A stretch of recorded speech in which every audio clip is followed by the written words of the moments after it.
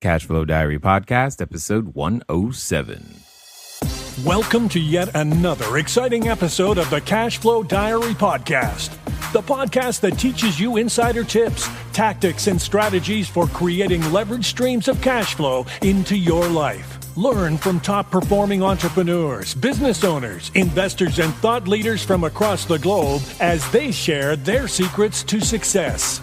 Like what you learn on this and other Cashflow Diary podcast episodes? Go to learninvestingnow.com and sign up to receive powerful tips and information that will help you succeed as an entrepreneur and investor. Now, here's your host, investor, entrepreneur, business owner, educator, speaker, author, and master facilitator of Robert Kiyosaki's cash flow game, Jay Massey. Okay, and welcome to another episode of the Cashflow Diary Podcast. I'm your host, Jay Massey, and I'm glad that you're here because here's what I know. I know that as you continually invest your time, your ears, your attention into listening and learning, our goal is to give you one new idea with each and every episode. And who knows, maybe by now you've gotten many new ideas that you've been able to take action on. And I'm going to guess that today's episode is going to be absolutely no different. More importantly, it's going to give you some actionable steps that you could do today to begin building your cash flow in a completely different way than we've talked about in the past. Now, for those of you joining us for the first time, you know that, hey, I like real estate, and real estate is, in my opinion, it's where it is at for so many reasons. It's a great place to start, but it doesn't mean you have to stay there. If you're looking to get started into real estate investing and you're wondering what are some of the basic things that I need to know about real estate or business, here's what I want you to do. I want you to go over to Learn Investing Now. Again, that's learninvestingnow.com. And when you get over there, just put in your details, email, you know the drill, so that we can begin giving you some clear, concise lessons on what I believe you need to know so that you can learn investing now. Okay, that's really what's going to happen for you. And when you go over to learninvestingnow.com, my goal is to educate you because I truly believe that if I can give you that one new idea, be that email, be that audio, be that video, however you get it, if you go out there and take new action, you'll have new results.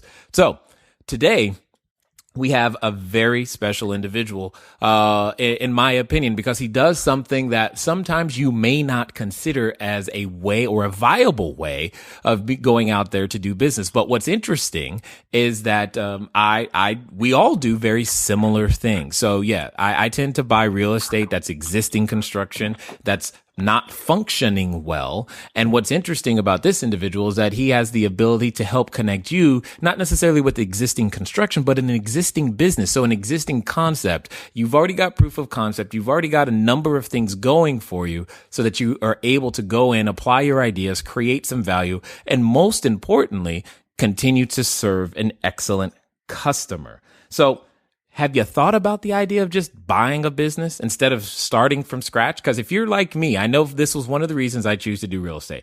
I learned a long time ago that I'm not smart enough to invent stuff. So I just said, hey, how about this? I go do real estate. And because no one needs to be, I don't have to invent something new. I don't have to do that. Now, there are some people, they belong as inventors. I'm just not one of them. But what's interesting is that there are individuals out there who are able to help you and I connect with that proper business that helps us to do and build our own cash flow. What I'm excited about this particular individual is that he's got something that I think I understand what it is, but I'm not 100% sure. And if you're looking for a business to buy, you're going to hear me question him deeply about some of these ideas because, hey, wouldn't it be a great birthday gift for your kid to buy them a business and say, hey, here you go. Now go forth and take over the world. That way you have to go out there and help them. Instead of giving them money, give them a business. I'm excited about this concept, this idea. And I want to hear about what he calls a micro private equity fund, which to me, it just sounds awesome. Don't really know much about it, but we're going to learn together. So let's listen to Mr. Ace Chapman. Ace, are you there? I am here. Glad to be with you, Jay. I'm glad that you're here. I'm glad that you're taking the time investing here with the Cashflow Diary audience because, you know, at the end of the day, we're about cash flow here. And I know I've heard it said many times that cash flow is the lifeblood of any business.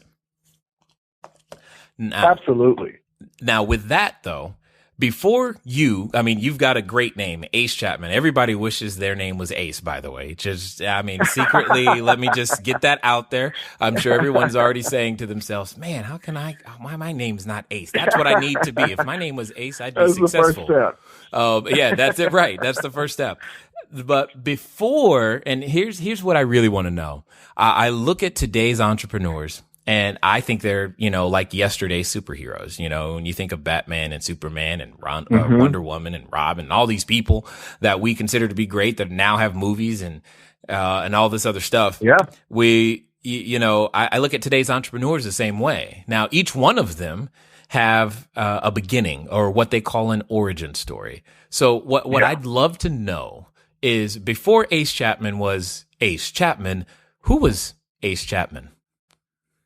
Well, coming up, I've felt the same way that most people do about business ownership.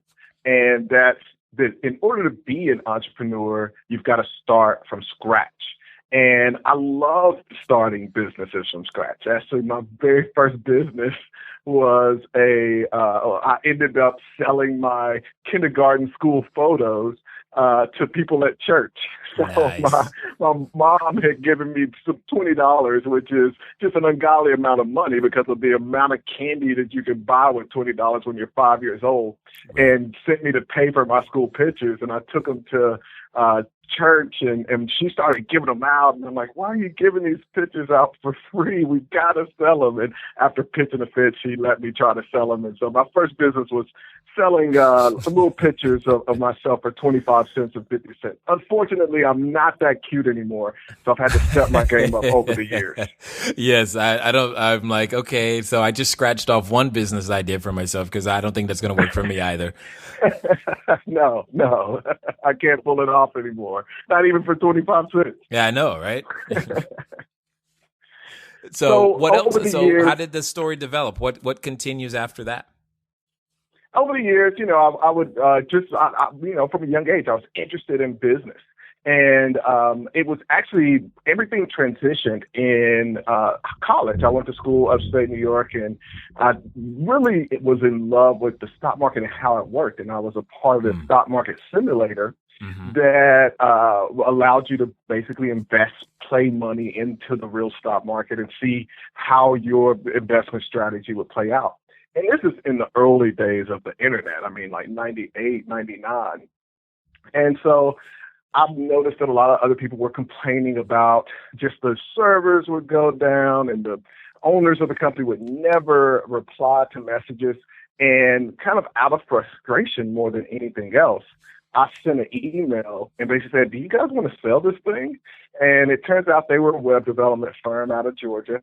And it was just a side project for them. It wasn't anything that they were really focused on or excited about. And so they agreed to sell it to me for $70,000. And at that point, I had about $3,000 saved up for from the summer, cutting grass and that kind of thing. But I decided to say, okay, let's see if we can get this done.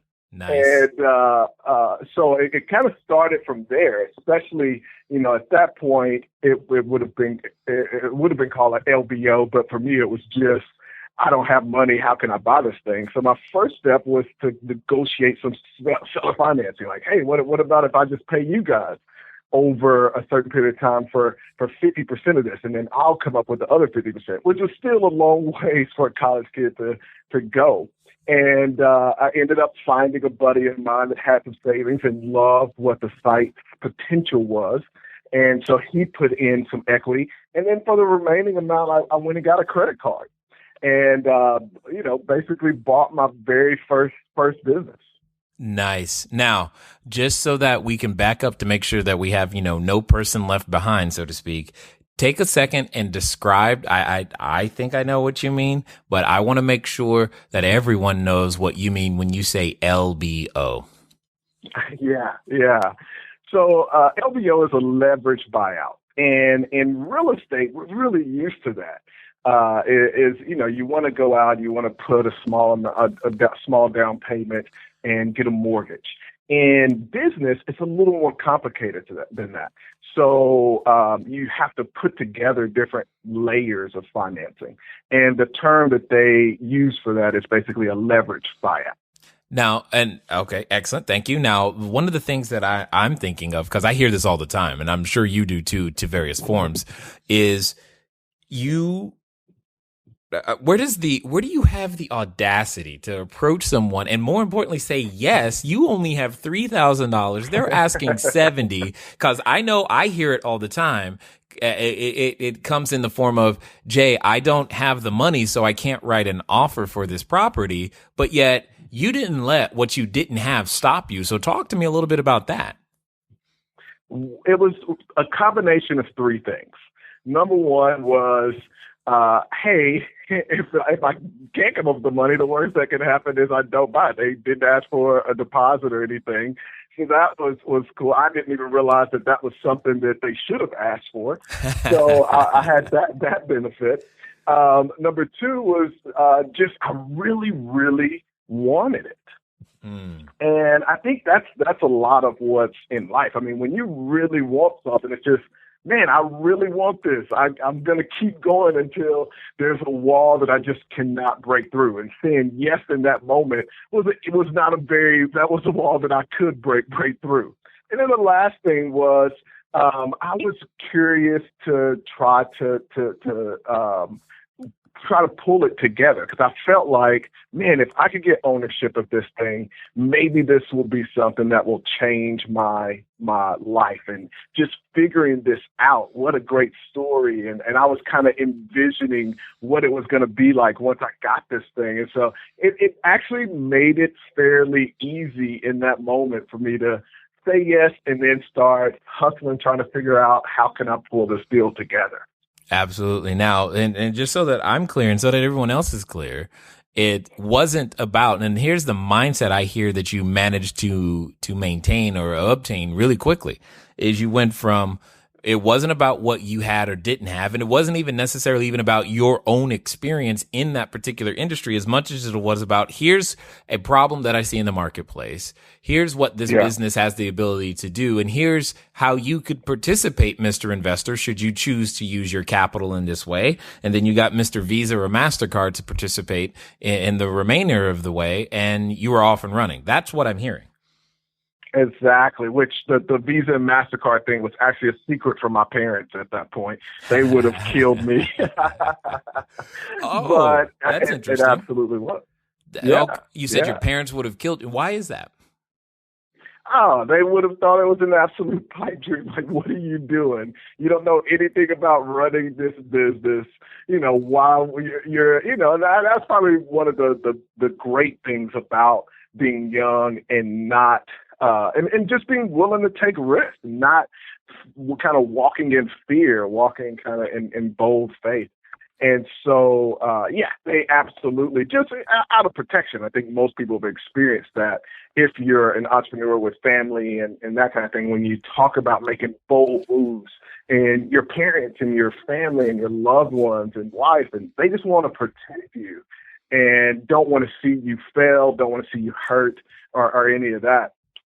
So just so I didn't stress them out, I kept it a secret for them. Interesting. Well, clearly it's not a secret any longer. So I think it's very interesting that you bring this up, and it's funny to me how common this comes up as I'm talking to other entrepreneurs, where those that are closest to us are often and can be some of the very same ones that are saying, don't go down the very road that we were designed to go down.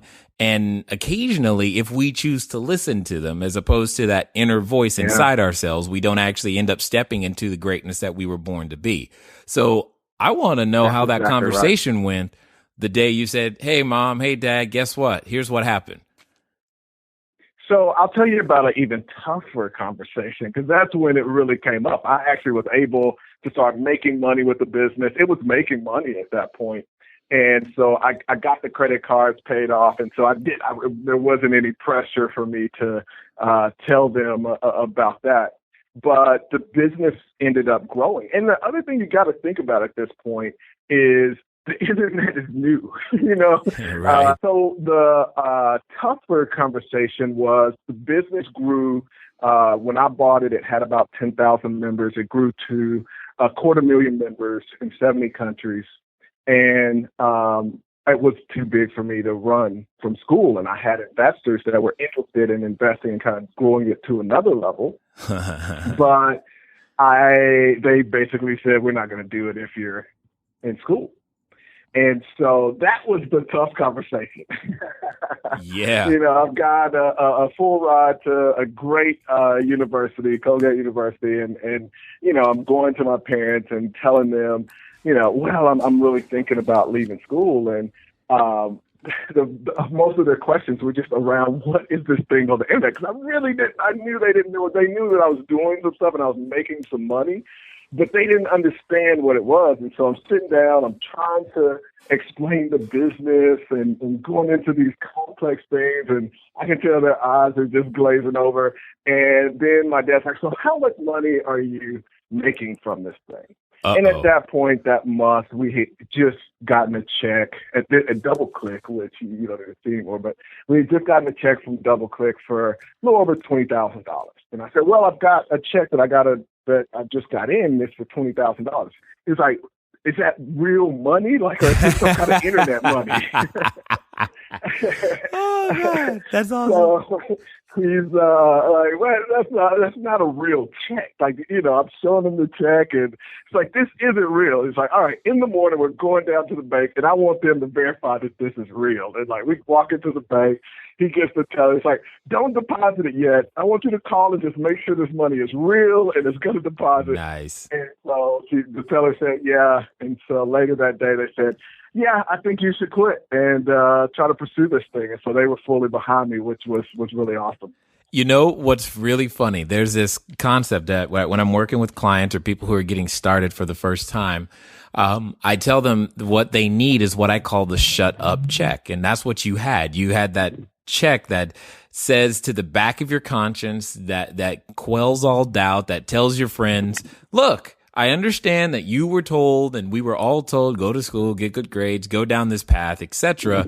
But look at this check. And when they see that check, everything else just is told to shut up. And then suddenly they're on board, and you got the shut up check. So that's awesome. Everybody's got that shut up check story. Explaining it to them was doing no good at all. It was making it worse and worse before I talked. And we ended the conversation with the check. Yeah. Just show them the check, and you're like, oh, okay, have fun then. Go for it. And I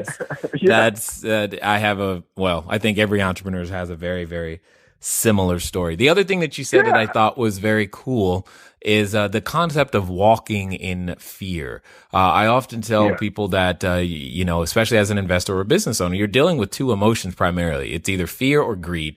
You're definitely dealing with fear on the purchase or acquisition side, and you're dealing with greed when it comes time to sell. You're trying to sell something, and that's the overriding arcing emotion that you got to contend with. And you being a person who buys and sells businesses, I'm kind of curious to your perspective when it comes to that new person. They're looking to maybe buy a business. What are some of the common things that they go through, and what should they be doing so that they can overcome them?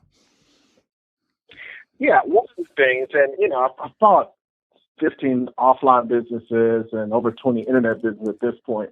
But, talking, for me, it goes back to that very first deal again. One of the things that happened was the dot-com crash. And so I ended up selling that business for about a tenth of what it was worth at the height.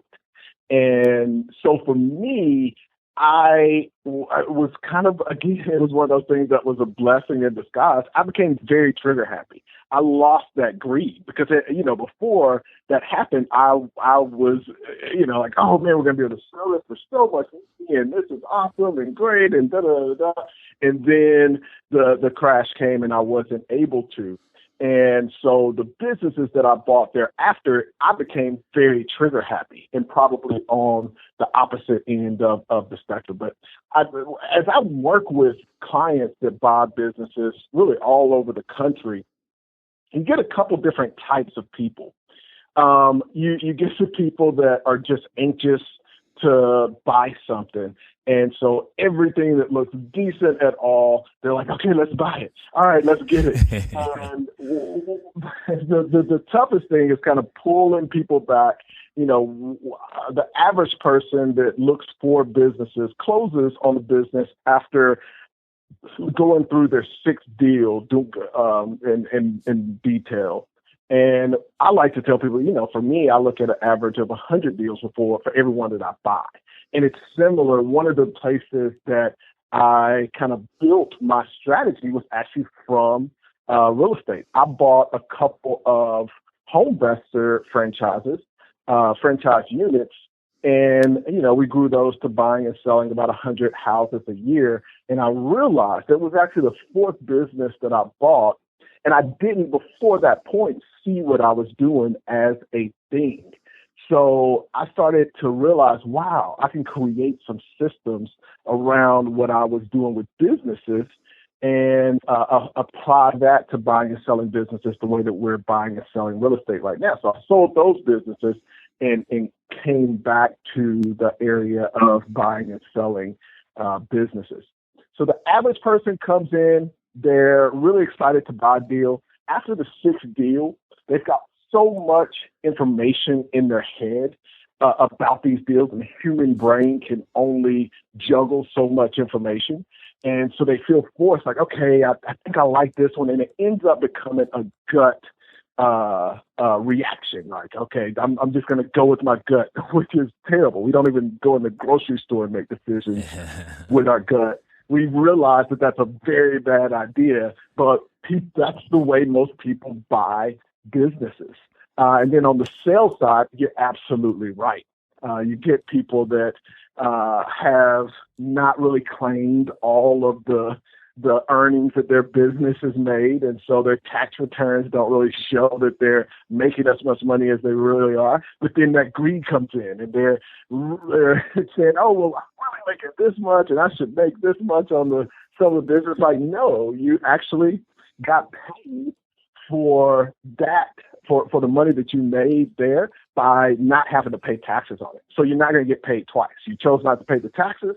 So now you're going to have to sell the business for a little bit more, but you didn't have to pay the taxes. That was the benefit to that. Right. Totally understood. Now, and one of the things that I'm always wondering how other people handle is, especially when you're in a buy and sell situation, is, or you're looking at something for the first time, how on earth do you overcome the perpetual analysis paralysis? Yeah. I see. We've been talking to the same person. Sounds like it. Yeah, absolutely. I think it's getting, in this space, is getting a very clear picture of the thing that you want. One of the things that we've started to do is we'll walk through some testing with the seller and go through the buyer, and go through a deeper conversation of what do you want your life to look like? And once they kind of clue into that and they find a business that matches that, it becomes a lot easier to pull the trigger.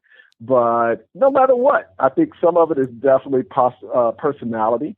And sometimes you'll get people, after they've missed out on a couple of really great deals, some people have to go through that in order to get to the point that they're going to pull the trigger. For me personally, even at this point, I can end up kind of overanalyzing a deal. So it just is a part of human nature. And that's after, I've probably I've bought 30 businesses and looked at a couple thousand. And so no matter what, that little inkling doesn't go away for some folks. Yeah, totally understood. Now, today, though, when you go out to look at a deal or buy a business, it probably takes you no time whatsoever. You're like, yes, no, ooh, maybe. You're very, very quick at it, and it's an everyday thing. And one of the things that I often working towards helping people understand is what you do in terms of buying business. While it may sound like a unique thing, it's not an event. It's not like something you've got to overly prepare for in terms of, Christmas or Easter or a family gathering, etc.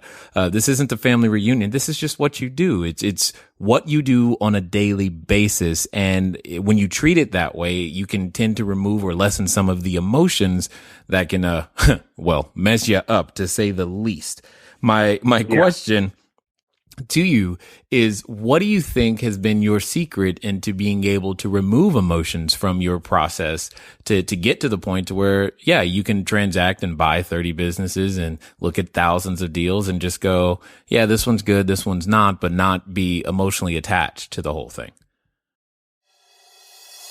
Are you tired of letting good cash flow generating ideas go to waste? Go to CashFlowDiary.com/ready to apply for a complimentary, yes, that means free, one-on-one breakthrough session. Take action now. Go to CashFlowDiary.com/ready. Again, that's CashFlowDiary.com/ready. Before we get back to today's episode of the Cashflow Diary podcast, your host, Jay Massey, has some important insights to share with you. Okay, on this concept of it being an event, I want to make sure that I'm very, very clear and that I'm understood here and that you guys understand what I mean. Many times as we're going through, as you've heard me say, we build up so much anxiety around an event. I mean, if you're going to have a wedding, sure, okay, maybe that anxiety is there. But to get to the common place where, think about tying your shoe today.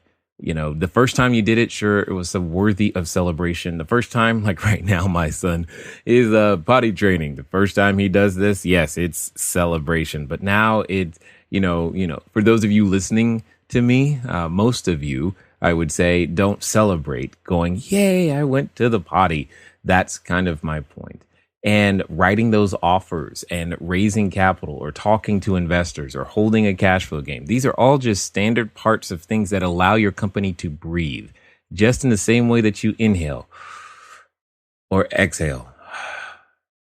That's not necessarily an event. Unfortunately, at times we begin to even take that for granted. My point is that you want to get to the point in your business where you've done the basic business disciplines that I've taught all the time without thinking that there's something special. You just want to go out there and make them happen every day. Then and only then do you get to the place where you hear that our guest is and where I know many of you would like to be. So let's see what else he has to share with us today. So there are kind of two keys in this space. One is the ability to take your time.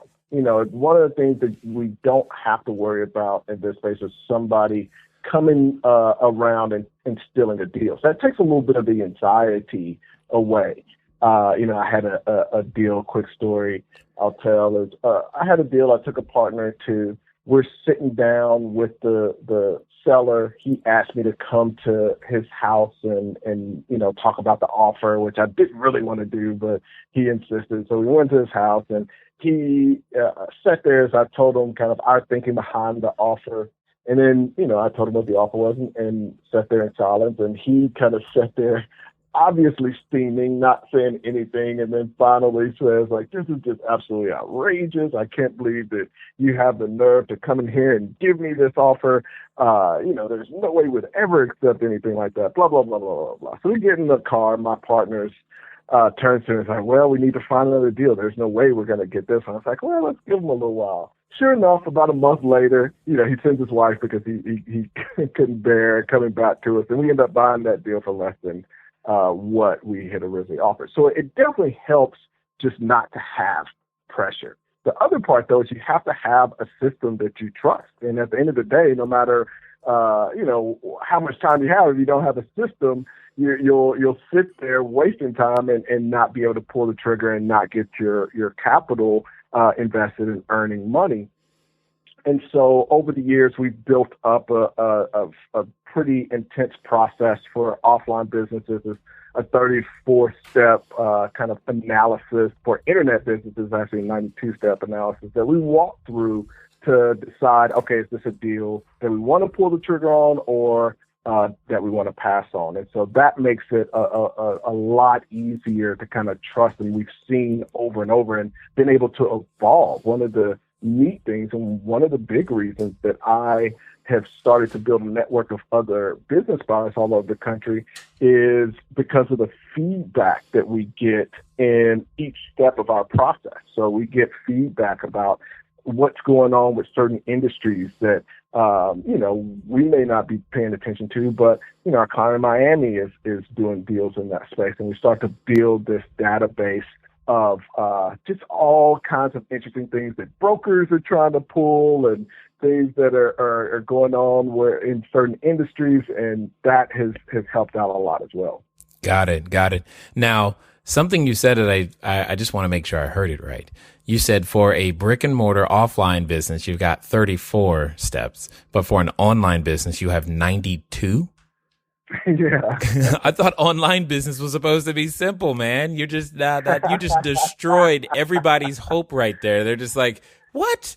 That's not simple. That's not easy. So what gives? Why 92 as opposed to 34? Well, one of the things about internet businesses is that they are so different. Each one can be different. So you may have half of those that apply to an e-commerce business, and then the other half apply to a affiliate business. And so you just, obviously the things that we would do when it comes to inventory don't apply to a business that's just making money off drop shipping and affiliate type income. So no, I actually love internet businesses. We're doing a lot of internet deals, but you do have to be very, very careful. It's a lot easier to scam. It's tough to fake a retail store and fake customers that are coming in and all that stuff and see what's being rung up and see how much sales tax is paid, all those things. It's pretty easy to pop up a website and come up with some fake traffic and fake documentation and all of that. But even more than that, it's just the longevity. So what we try to focus on is this business going to be here 3 years, 5 years, 10 years from now? That's a little bit easier. The two offline businesses that I own right now, one is 33 years old. The other one is 24 years old. They're going to be here. They're not going anywhere. Right. I just bought a internet business that, even kind of stretching on one of my rules. I bought one that's only been in business 7 months, but it has some other things about it that we really love. And that's not a recommendation. You shouldn't buy internet business that's only 7 months old.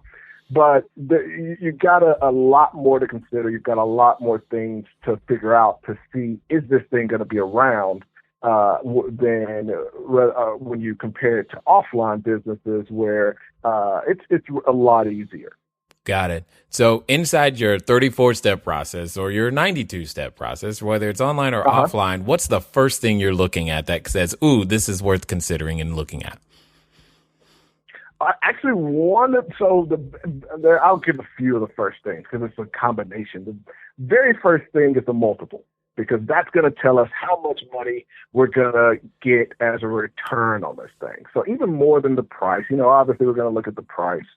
And I focus on deals that are $2 million or less because the multiple is a lot better than when you get above that and you're competing with larger private equity funds. So we look at price and make sure that's less than $2 million. Then we look at the multiple to see how much cash flow we're getting for the price that we're paying. So a multiple is basically the price divided by the cash flow, and the number of times the price goes into, or the cash flow goes into the price. That's going to be the multiple. We ideally want something with a 2 multiple. But deals are some deals are getting more expensive, and so we'll look at things that may be at 2.25 in that range. Okay, and so just to give a tangible example, you're saying that if the business is being sold for say $500,000, and if it was to have a 2 multiple, what you're saying is you want the cash flow to be around $250,000 a year. Exactly. Got it. Well, excellent. I'm sorry. So you said the price was how much? $500,000? Yeah, so $500,000. Ideally it would be $250 a year. Got it. Perfect. Excellent. Now I got it. I understand. And I just want to make sure everyone, like I said, we leave nobody behind. So, what are some of the like big red flags that you've seen that go, oh my God, don't do this? So one of the things is seller financing. Really, that is it. That's one of the great equalizers in this space. And one of the reasons that I love it, we loved when I owned the Homevestor franchise. We loved when we got a deal and we had somebody that was going to own and finance it for us, and we didn't have to go out and either tap a line or get financing from the bank and have to go through all of that. It wasn't going to show up on credit and all those benefits. And so one of the great things is that it's pretty much a standard in this space that the seller is going to have to offer some financing. And the reason is because that tells you that they have some faith in what they're selling you. The person that is trying to scam you, they want to get all cash. They don't want to have any financing. They don't want to have any long-term relationship. One of the keys, that's a huge red flag. If somebody doesn't want to offer us some substantial seller financing, we'll pass on that deal. We know that they are standing behind what they're telling us. If they're willing to have a lien against what they're telling us, which is this business is a great business, and so I don't mind taking it back if you don't pay me. That gives us a lot of faith to move forward in the deal. So that's the first kind of either red flag or green light to move forward. Got it. So let's say if, someone's listening right now and they're trying to think about, this sounds great to them, being able to buy something that exists and in theory can kind of run in parallel with whatever else they have going on. Give us both extremes. What's been like the highest price, the lowest price, and more importantly, since if we're talking seller financing, what's been usually the highest amount of capital outlay required and some of the lowest amount of capital outlay required that you've seen in order to make this be successful for people? Oh, so we've definitely had people that get 100% financing on these deals. I mean, even if you go back to the breakdown of my very first deal, to get a $70,000 business with $3,000. That's what's possible because you're building financing on top of some substantial. And really now, I'll negotiate for even more seller financing than I knew to do. I was happy with what they did back then. But we've got plenty of clients that are buying businesses with 100% financing. So it depends on the assets, it depends on the business and all of that. But you can definitely buy things without using cash. And then we have people they've got a substantial retirement. They've gone through all the madness and ups and downs with the market and just uncertainty. And bottom line is, like you broke down that multiple, if you can find a really good deal, go through 100 deals, filter out the very best deal and find something that you can buy for $500,000 and get $250,000 cash flow. There's nowhere really you can go and get that kind of cash flow and get a 50% return on your investment, and not have to come up with the whole $500,000. So there are definitely people that will pay cash for deals as well. But depending on the amount of cash that somebody has, what changes is the amount of work and effort and creativity you've got to use to go out and find a deal that matches where you are. Got it. Makes perfect sense to me. Now, one of the things that I mentioned earlier was you have this concept or this item called a micro private equity fund. Is this something that you give your clients access to so that they can have some additional financing? Tell us more about what this means and how this functions for your people. So what we do have a small fund, and we go out, we buy businesses, grow them, And sometimes we'll hold on to them, but often we're selling them. And so we do help people. Most of our clients are going out and they're creating their own fund. So it's not so much that I have investors that are invested in my fund, but clients are going out. We've just had a guy, and I get really excited. I love when I get clients to go and raise capital. The toughest thing to raising capital is that most people don't think they can do it. And so they just refuse to try. And, so I love when I have people that get over that fear and they start to go and talk to people. Because the truth is, people once they see the business, they see the details, they see the assets, they can kind of touch the tax returns and see the profit and loss. It's actually fairly simple to raise capital. So we actually help clients to go kind of create their own fund, raise some capital from people that know and like them. And that's how that works. So we have a fund, and then we have clients to go and raise capital for their own fund as well. One of the things that you're bringing up right now is something. I get two questions all the time. It's, Jay, how do I find a deal? And then, Jay, how do I find the money? And I'm always answering those two questions constantly and telling people exactly what you just said. Raising capital is, yes, obviously it's something that we do from a real estate perspective. We do it all the time. And that's one of the things is, occasionally I get the question, how do I deal with the bank? And I actually have to respond and tell people, look, I actually don't know how to deal with the bank. I've never used the bank. That's not part of our business model. I know how to raise capital. So it's interesting, to hear you say the same principles and the same things are required, whether it's a business. And this is that you just underscore the point that I've been hoping other people hear, is that real estate is just another form of doing business. It's not wholly different than any other business out there. It's just that our customer, has different expectations, just like any other customer has a different expectation of what the product or service should be based upon all their prior experiences, and because they've had a lot of experience with a lot of different real estate. So, what do you think are some of the, say, I'll call them characteristics of those who are most likely to experience success when it comes to buying a business? I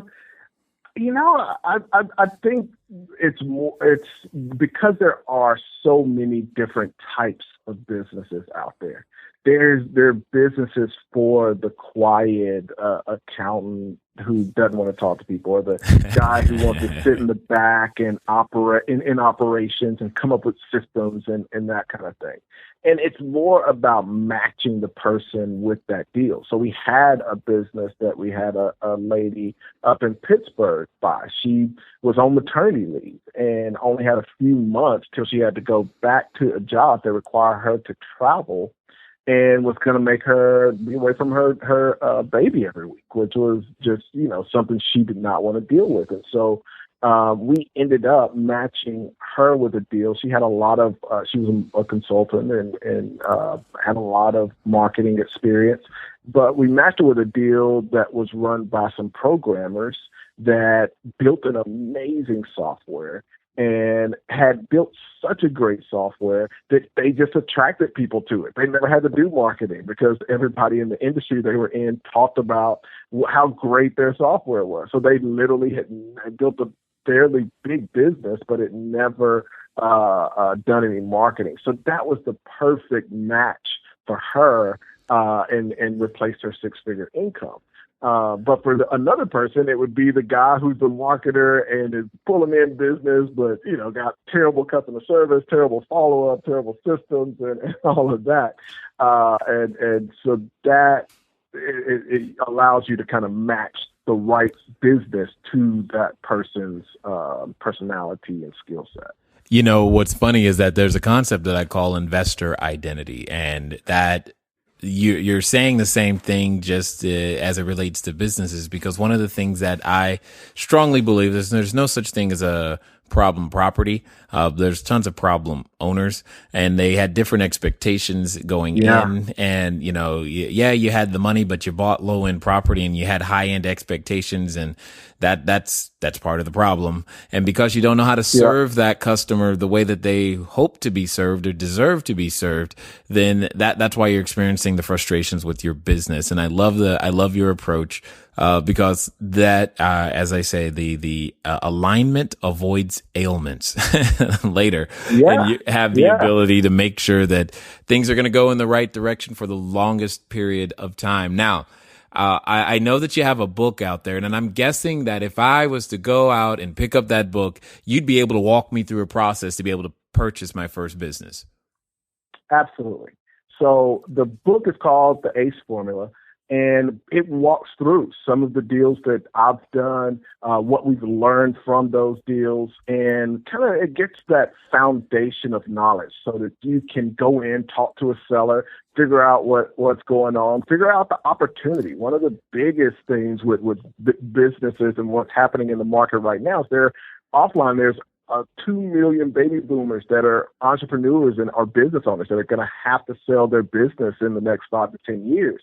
And a lot of these businesses have what I call low-hanging fruit. So, I talk about the 2 businesses that I own that are older. One of them, when I bought it 2 years ago, this is 2012, he didn't have a website. This is a $500,000 business. It's doing well. It's been in business 33 years.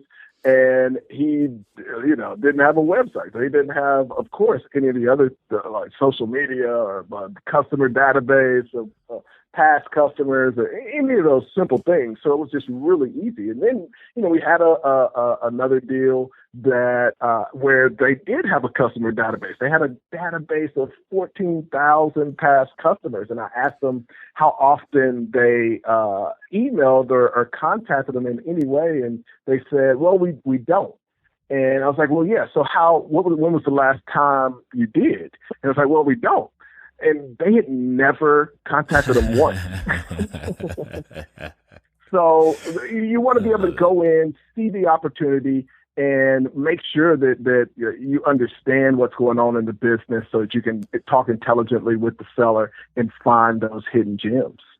Nice. That's it wouldn't be so funny if it wasn't so true. I mean, I try to tell people I didn't have a website till last year, and I didn't have one.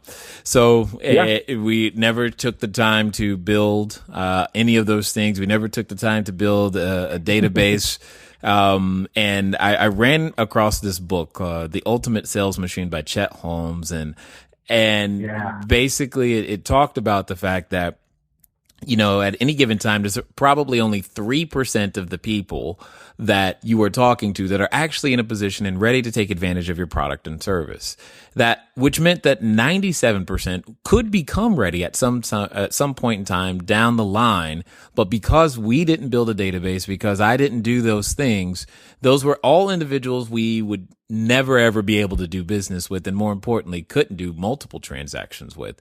And it got me to thinking that basically, then, what this is also saying is that what we have built has been built by only dealing with the top 3% who were ready at the moment. Oh my goodness, what could we have possibly have built if I actually started with a database from a beginning? And the reason I'm sharing this is because I want people to understand that you may hear Ace say something like that simple thing of, hey, it's obvious. Every business owner is going to contact their customers. Every business owner these days is going to build a customer database. What do you mean you don't have a social media presence or a website? I mean, we're still learning this social media thing. We still don't do it well. We're looking for those resources. We'll attract them, I'm sure, in time. The point is, I don't want anyone thinking that it can't be that obvious. And the answer is, it is that obvious.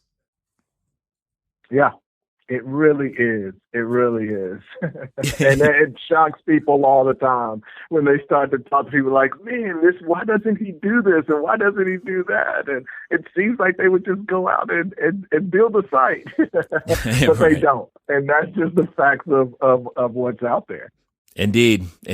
I definitely appreciate that. Now, for those who have been listening this particular episode, I'm curious, I know there's a number of people, they're like, man, well, maybe my retirement plan, or maybe I can do this and maybe I can do that. Maybe, how can they get in contact with you and get a little deeper to understand if maybe maybe buying a business and existing something online or offline is the way to go for them? What's the best way for us to get more of you?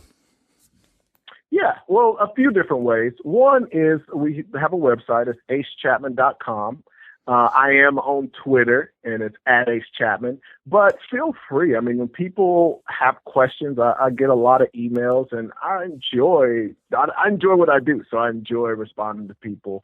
And so people can reach out directly to me at acechapman.com. Excellent. And what one last thing would you like to share with someone who's considering for the first time putting on their own superhero outfit and becoming that entrepreneur? The biggest thing, and one of the reasons I do podcasts and share this message, is to think about buying a business instead of starting from scratch. And even with your kids and just people that you're having conversations with. One of the things that I am interested in doing in my lifetime is to make that transition from everybody thinking about entrepreneurship as this risky thing where I've got to go out and take a risk where I've got a 90% chance of failing when I start something from scratch, and transitioning to the lesser discussed possibility of buying a business where you've got an 85% chance to succeed. And so it's a lot easier to squeeze into the 85% success rate than it is the 10% success rate. So that would be my word to the future entrepreneur out there. Excellent. Well, I definitely appreciate you taking the time to invest here with the Cashflow Diary audience, and I hope we'll able to be able to get you a return on this invested time here today. Great. Thanks. All right, ladies and gentlemen, you know what time it is? It's time for you to move at the speed of instruction. You've got two things. You can go pick up the ACE formula. It's in Amazon. Read the book. Do what it says. Don't just read the book and go, ooh, that it was great information. Read the book and take action as you go, chapter by chapter. Write down what you're going to do differently. Get on Twitter. Send them an email. Make it happen. There's no time other than now o'clock, and I look forward to talking to you guys soon. Until next time.